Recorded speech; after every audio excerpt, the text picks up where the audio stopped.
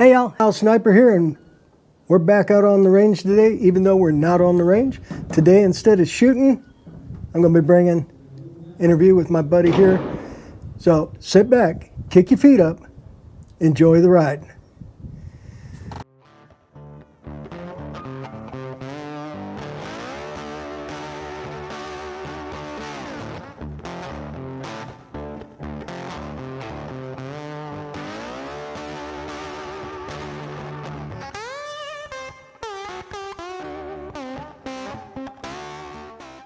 Alrighty, y'all. We are out here shooting the Riverside Sheriff's match today. And last week, or pardon me, 2 weeks ago, we had the LAPD match. And John here, John Pride, is a retired LAPD detective, 4-time national championship in my discipline, PPC, 4 or 5-time national champion in at the Bianchi. And what else, John? A multitude of matches in California for the last probably 48 years. Known Mike for quite a long time. And so everything from ROTC in high school for 48 years of shooting. And most of the time, Bianchi Cup, Steel Challenge, and PPC. So in John's retirement from excuse me, his many years on the police department with the homicide detective and bomb squad and beat cop, and in retirement, John has another endeavor. He's the president and CEO of Pride Fowler Industries, the scopes. You all saw the scope that I won last year at the LAPD match because I shot really well last year. One of y'all, Joe, you won one of my scopes on the 1,000 subscriber giveaway. Hope you're enjoying that. I bought that from John.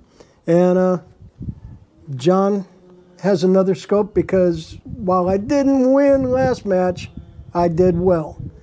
So he's going to tell you about it. First place. We had the overall match winner, and Mike was first place. So I presented him with a brand new Pride Fowler Rapid Reticle. For those of you that have been following him, we make reticles that allow virtually anybody to shoot from 0 to with this particular new scope, 5.56-7.62, which is calibrated for 0 out to 1,100 yards. It's a first focal plane, so no matter what power you're on, the reticle's calibrated. And Michael put up a photo of the reticle. And if anybody's interested in purchasing any of our scopes, we're going to do discounts through Mike's channels for you enthusiastic shooters.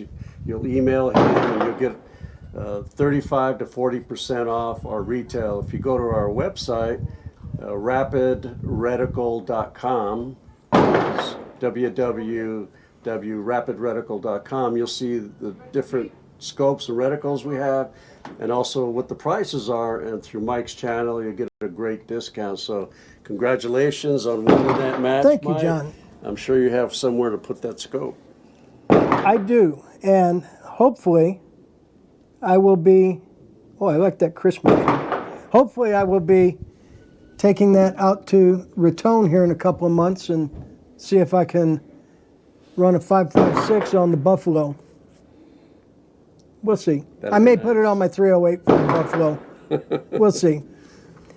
So what else do you have here on the table, John? Well, today, most of our PPC matches in California, you can shoot the revolver open class, semi-auto open class, stock auto, and I'll show you some of these guns I'll talk about, and a duty optic, which I have here, and I'll explain what these are.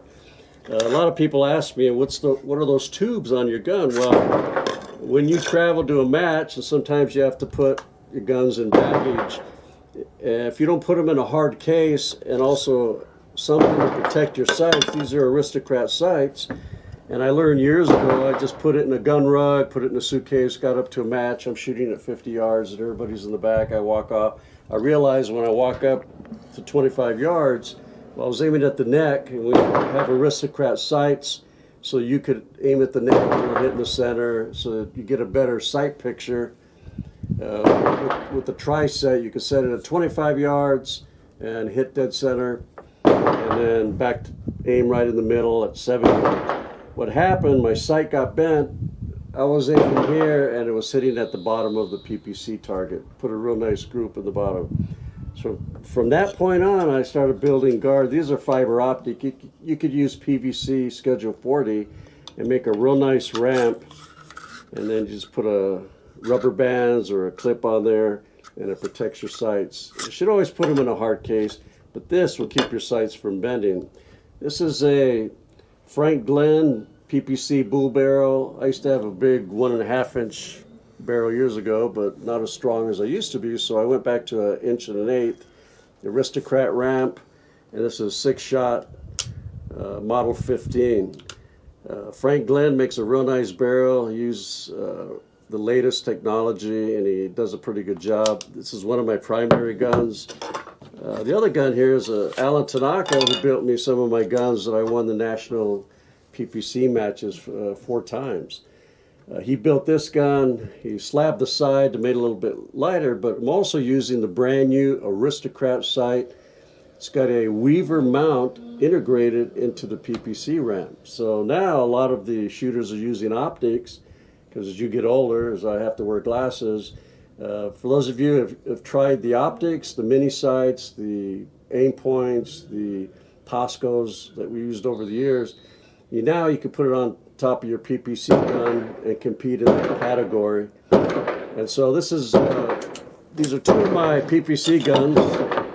And next is my duty optic. I have it on a 9mm Smith & Wesson M&P, which is a nice pistol. I really like this pistol. And I've mounted one of our Pride Fowler mini dot sights, which has a switch.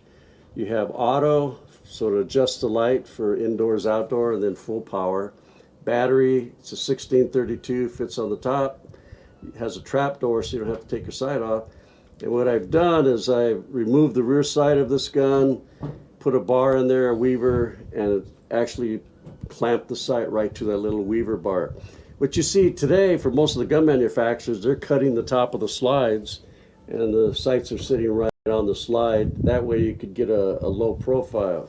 The optic has a rear sight integrated into it, so you're not losing your rear sight when you replace the rear sight with this optic. We're kind of running through a lot of things quickly for this particular segment, but later on we'll be doing shooting, and we'll talk with you on different ammunition, loading for PPC, loading for your stock autos, and also using factory ammo. I like to use factory.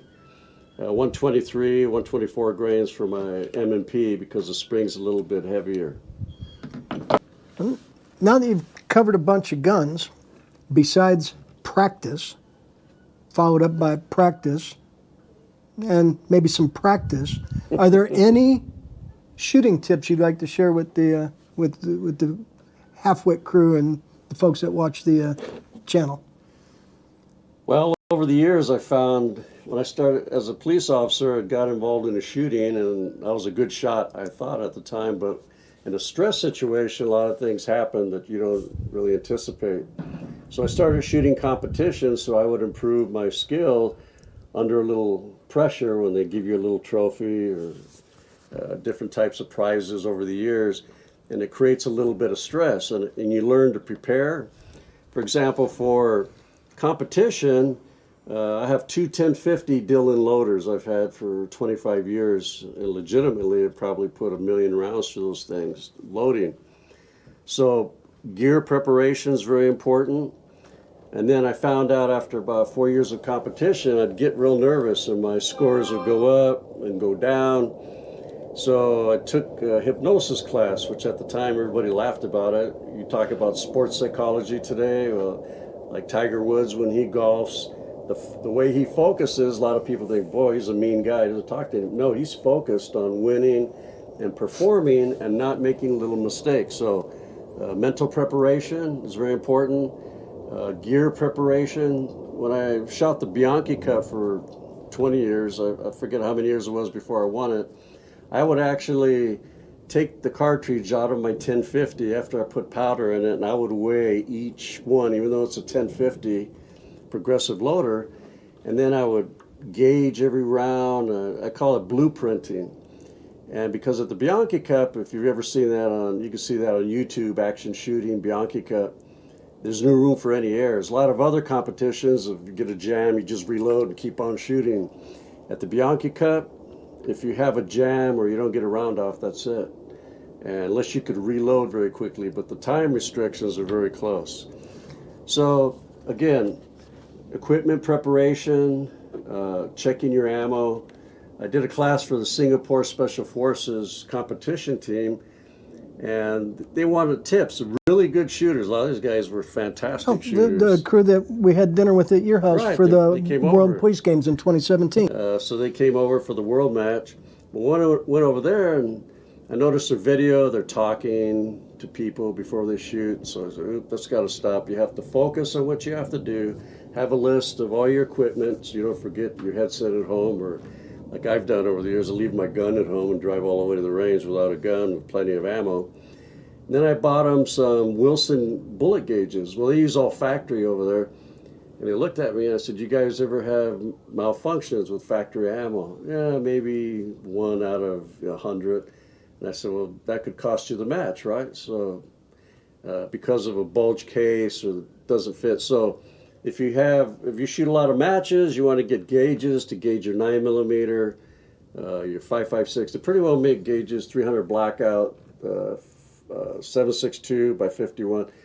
So gauge all your match ammunition. So match preparation, your gear, have a routine that you do, and then just work very hard. Now, at one time I was shooting 50,000 rounds. I had a sponsor, by the way, with PMC over the years, and my pickup truck looked like the grapes of wrath. I had 50 to 60,000 rounds in the back of my truck, and I used to use 158 ball. You know how dirty that is on your hands, and my hands were totally black. But I shot 50,000 rounds a year, and it took me 5 years to win the Bianchi Cup. And I was using ball ammo, 158, 38, plus P at the 25-yard line was 10, 15, 20, 25 on a moving target.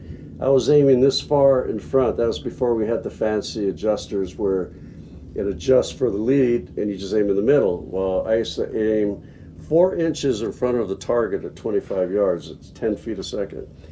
But it took 50,000 rounds to develop the manual dexterity, the confidence. And so you don't have to shoot 50,000 rounds a year, but I think most of you that go out and plank once in a while, look up a match somewhere and get involved in competition. Exactly, because the best training you can get is just going out and doing it. And they say practice makes perfect. No, perfect practice makes perfect. And to develop perfect practice, go shoot a match. See what other people are doing. Learn, watch, listen, talk. Experience that rush, that nervousness. Learn to control it. And for those of y'all who may be, wearing a badge and out in the field, it helps to build that confidence. And I remember one time I made a stop out in the desert by my lonesome, 2 guys. It turned out to be a load of dope. The passenger got out, stood up, looked at me, looked over his shoulder, looked back at me, looked over his shoulder, did that like 3 times, and then decided to run. I went up and I'm taking the driver into custody, and the first thing he says to me is, "The other guy's got a gun." He was measuring me up, but obviously I was exuding that confidence that told him not to try. But there's so much that goes on at the matches that we shoot, and you meet so many great people, and it took me years to start winning. Not as many years as it took John to win national championships, but it took me years to develop that ability to win. Yeah, I won in my classifications as I was lower, but once you get into the upper classifications, there's no room for error. You either win or you lose. So some days you win, and I did. anytime you get out and practice, and that's why I encourage a lot of people these days getting a CCW. Don't just go out and qualify once a year. You want to be up to date on the current laws on use of force, and also get out and practice more than you have to, and make your family familiar with firearms if you're going to have a gun around the house. A lot of different things we could talk about at another time. But I didn't cover the There's a Springfield custom shop I use for the duty. It's the duty gun. And so I use my reloads, 115 grain, 0 bullets with 3.5 of tight group.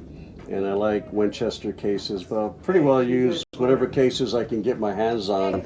But a lot of times when I'm getting ready for a match, what I do when I'm getting ready for a match is I like to get the same brass when I'm reloading so that you get consistency. So this is the Springfield model 1911 A1 9mm pistol. If you have any questions or you're interested in the Rapid Reticle, please contact Mike, email him and let him know what you're interested in. And again, through his channel, we're going to give you a 35 to 40% discount on your first purchase of the Rapid Reticle. We have multiple scopes, 300 blackout, 22 long rifle, ballistic reticle, 22 Magnum, 17 HMR, Winchester Super Mag, pretty well everything. And once you get behind a scope and you like to shoot out to 400, 500, 600 yards, or if you hunt and you might take a 400 yard, 500 yard shot, you're really going to love this system. And we'll get out with Mike again to the rifle range. We'll do some pistol shooting. If you have questions, for example, loading, what we do for wad cutters, we shoot 148 grain wad cutters with these guns. They make a real clean hole, and they're very accurate, a little heavier bullet, a little slower. Any questions about any of the equipment we use for the Nationals, we used to just shoot PPC revolver and a Distinguished revolver. And that was it, maybe a Distinguished auto. This was 25, 30 years ago. Now we have to have 9 guns. You got the 2-inch match, 4-inch match, 4-inch team, the auto, the stock, the production. And so we have 9 guns and a shotgun match. Yes. So it's a lot of work. It's 3 or 4 days, but it's very enriching and rewarding to get out there. I'm 74 now, but I still get out and shoot. And it's hard work, but when you're all done, you feel like you've accomplished something. So, in the description below, I'll put the link to the Rapid Reticle website so you can go look at that. And my email's in the About section, and we'll work out the details on how y'all will get, we'll get some win. Is that our cue? Must be getting close to our cue. We'll work out the details on how y'all can get your discount on a Rapid Reticle scope. So, until next time, this will be Halfmilesniper checking out with my buddy John Pride. Thanks, Mike. Until next time, y'all stay safe, keep shooting, and we'll catch you next time. Alrighty, y'all. Well, there you have it. That's it was supposed to be an interview, but it actually turned into more listening to stories, but that's okay. John Pride is a longtime friend of mine, fellow competitor, mentor, and I've learned a lot from him. For those of y'all that are interested in one of the Rapid Reticle scopes, until he can get the IT guys to work out a discount code, what you can do is you can email me at my Halfmilesniper email address. That'll be at gmail.com, and send me your name and phone number. I will forward that to John, and John will personally call you to take your order and apply the discount. So it's a pretty smoking deal. I did not expect John to do that so willingly. 35%, whatever it was he said, I don't remember off the top of my head right now. That's a smoking discount. So if you're so inclined, take a look at his website. I'll have a rapidreticle.com link in the description below. look at the scopes he has available, and email me your name and phone number, and I'll get that to Mr. John Pride, and he will personally contact you about making purchase of the scope. So, until next time, this will be Halfmilesniper checking out. I'm going to drive home and get me a good shower because I've worked up quite a sweat shooting today. And we'll catch you next time. Y'all stay safe. Keep shooting.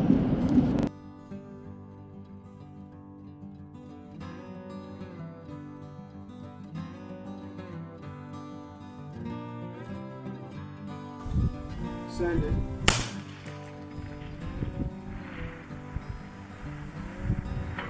Hit.